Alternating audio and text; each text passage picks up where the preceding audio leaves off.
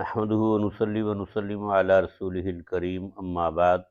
اعوذ باللہ من الشیطان الرجیم بسم اللہ الرحمن الرحیم فأزلہما الشیطان عنہا فأخرجہما مما فیہ وقلنا اہبطوا بعضکم لبعض عدو ولکم فی الارض مستقر ومتاع الی حین فتلقى آدم من ربہ کلمات فتاب علیہ انہ هو التواب الرحیم۔ صدق اللہ مولانا العظیم وصدق رسولہ النبی الکریم الامین ونحن علی ذلک لمن الشاہدین والشاکرین والحمد للہ رب العالمین۔ پھر نہایت ہی محترم مکرم معزز دوستو، السلام علیکم ورحمۃ اللہ وبرکاتہ۔ قرآن پاک کی دو آیات بینات میں نے آپ کے سامنے پڑھی ہیں، سورہ بقرہ کی آیت نمبر 36 اور 37۔ پیچھے ہم نے یہ بیان کیا تھا کہ اللہ رب العزت نے سیدنا آدم علیہ السلام سے فرمایا کہ تم اور تمہاری بیوی جنت میں رہو اور کھلا کھاؤ جہاں سے چاہو، لیکن اس درخت کے قریب نہیں آنا۔ ایک درخت کا پھل کھانے سے اللہ رب العزت نے منع فرمایا، لیکن قرآن پاک بتاتا ہے، جو آج میں نے آیتیں پڑھی ہیں، اللہ تعالیٰ فرماتے ہیں پس شیطان نے ان دونوں کو اس سے پھسلا دیا، فاخرجہما پس نکلوا دیا ان دونوں کو، مما کانا فیہ جس میں وہ تھے، وقلنا اور ہم نے کہا، اہبطوا اتر جاؤ، بعضکم لبعض عدو تم ایک دوسرے کے دشمن ہو گئے، وَلَكُمْ فِي الْأَرْضِ مُسْتَقَرٌّ تمہارے لیے زمین میں کچھ ٹھہرنا ہے،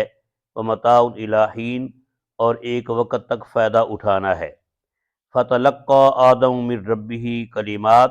پھر سیکھ لیے آدم علیہ السلام نے اپنے رب سے چند کلمے، فتاب علیہ پس اللہ رب العزت نے ان پر رجوع فرمایا، انہ هو التواب الرحیم بے شک اللہ تعالیٰ توبہ قبول کرنے والا مہربان ہے۔ تو حضرت آدم علیہ السلام کے دل کے اندر شیطان نے وسوسہ ڈالا۔ وہ کیا وسوسہ تھا، اس کے بارے میں قرآن پاک کے دوسرے مقام پر آتا ہے کہ شیطان نے کہا کہ اگر تم یہ پھل کھا لو گے پھر جنت میں ہمیشہ ہمیشہ رہو گے، اگر نہیں کھاؤ گے تو تمہیں یہاں سے نکال دیا جائے گا۔ یہ وسوسہ دل میں ڈالا تو حضرت آدم علیہ السلام اور ان کی اہلیہ حضرت سیدہ اماں حوا نے وہ پھل کھا لیا۔ پھر شیطان اپنی چال میں کامیاب ہوا اس موقع پر، اور فاخرجہما ان دونوں کو نکلوا دیا، مما کانا فی جس میں وہ تھے، یعنی کہ جنت سے ان دونوں کو نکلوا دیا۔ اور ہم نے پھر حضرت آدم علیہ السلام سے فرمایا کہ تم یہاں سے اتر جاؤ، یعنی کہ جنت سے نکل جاؤ، اور ان کو بطور سزا دنیا میں بھیج دیا گیا۔ اور اللہ رب العزت نے فرمایا کہ بعضکم لبعض عدو دنیا میں تم ایک دوسرے کے دشمن ہوگے۔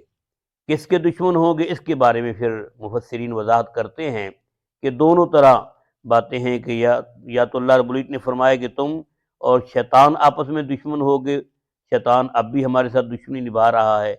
دوسرا یہ کہ بنی آدم آپس میں دشمن ہوں گے، جیسے کہ ابھی ہمارے سامنے حالات ہیں کہ آدم علیہ السلام کی اولاد آپس میں لڑتی ہے، مخالفت ہوتی ہے، جھگڑے ہوتے ہیں۔ تو دونوں طرح مفسرین نے یہاں پر یہ ذکر کیا کہ شیطان سے بھی دشمنی اور آپس میں بھی دشمنی، اس لیے فرمایا بعضکم لبعض عدو تم ایک دوسرے کے دشمن ہوں گے، اور تمہیں زمین میں کچھ وقت ٹھہرنا ہے، وَلَكُمْ فِي الْأَرْضِ مُسْتَقَرٌّ ٹھہرنا ہے، یعنی کہ تمہیں کچھ وقت دیا جائے گا، تم زمین کو آباد کرو گے اور تمہیں زمین کے اندر کچھ وقت گزارنا ہے، وَمَتَاعٌ إِلَىٰ حِینٍ اور ایک فائدہ اٹھانا ایک وقت تک۔ جب آدم علیہ السلام کو زمین پر بھیج دیا گیا، پھر حضرت آدم علیہ السلام روتے رہتے تھے اور ہر وقت اللہ تعالیٰ سے دعائیں کرتے تھے۔ پھر اللہ رب العزت نے